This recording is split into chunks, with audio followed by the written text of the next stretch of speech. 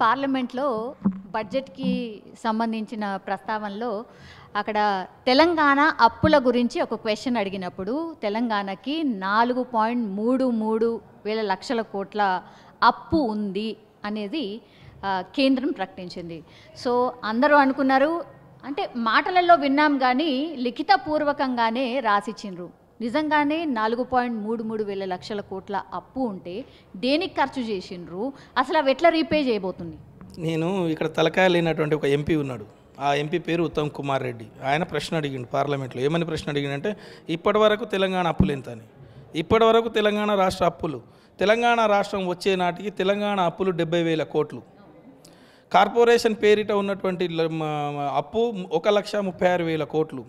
అదేవిధంగా తెలంగాణ రాష్ట్రం 2014 నుంచి 2022 ఏప్రిల్ అంటే ద ఫైనాన్షియర్ క్లోజ్ అయ్యే వరకు మాకు ఉన్నటువంటి అప్పు 2,36,724 కోట్లు. సో మేము చేసినటువంటి అప్పు అనేది మా ఎఫ్ఆర్బిఎం లోబడి ఏదైతే 17% ఎఫ్ఆర్బిఎం ఉందో ఆ 17% ఎఫ్ఆర్బిఎం లోబడి చేసినాం. భారత ప్రభుత్వ చట్టం ప్రకారం చేయాల్సిన దానికంటే గుజరాత్, కర్ణాటక, ఉత్తరప్రదేశ్, రాజస్థాన్, పంజాబ్ల కంటే కూడా మేము ఎఫ్ఆర్బిఎంకు లోబడి పనిచేసినాము. ఇది ప్రభుత్వ చట్టం చెప్పేది.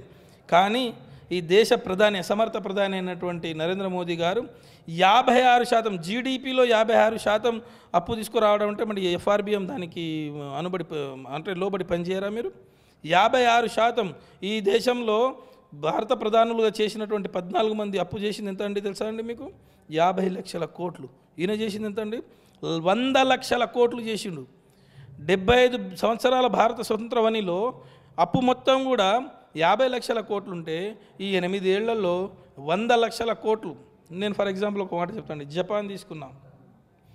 నాగసాకి, హిరోషిమా ప్రపంచ యుద్ధంలో నాగసాకి, హిరోషిమా పూర్తిగా ధ్వంసమైపోతే ఈరోజు అక్కడ ఉన్నటువంటి జపాన్కి మన రూపాయి నోటుకు డాలర్ మారకంలో చూసుకుంటే ఎంత?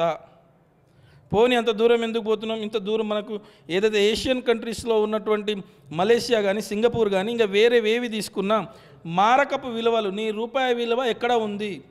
గౌరవ ప్రధాని, ఆయన ప్రధాని అభ్యర్థిగా గుజరాత్ రాష్ట్ర ముఖ్యమంత్రిగా ఒక మాట మాట్లాడినండి. అప్నా రూపాయి కहाँ है? अपने రూపీ ఐసీయూ మే హై బోలా. అప్నే రూపీ ఐసీయూ మే హై. ఇప్పుడు ఎక్కడ ఉందండి? అప్పుడు 56 రూపాయలు, ఇప్పుడు 95 రూపాయలు.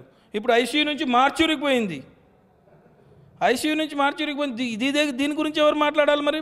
నీ డాలర్ మారకంలో రూపాయి విలువ పెరగాలి కదా. నేను 56 అడుగుల 56 ఛాతీ అంగుళాలు, నేను అంత ఒడ్డు పొడువు అని చెప్పేసి మాట్లాడి దేశ ఆర్థిక వ్యవస్థను మొత్తం అతలాకుతలం చేసా. పివి నరసింహారావు గారి లాగా మన్మోహన్ సింగ్ కంటే ఎక్కువ చేస్తా అన్నాడు. మరి ఏమైంది? మన రూపాయి విలువ పెరిగిందా తగ్గిందా? చిన్న మాట చెప్తా, ఇంకొక విషయం చెప్తా మీకు.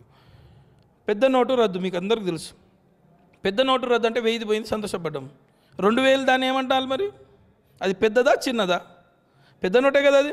సో ఎవరికి లాభం జరిగింది? ఈ దేశ సంపద, భారతదేశ సంపద 14 లక్షల ట్రిలియన్ సంపద ఒక్కరి దగ్గర, టాప్ 10 మెంబర్స్ దగ్గర ఉంది. మన తలసరి ఆదాయం, తెలంగాణ రాష్ట్ర తలసరి ఆదాయం 3,75,000 అండి.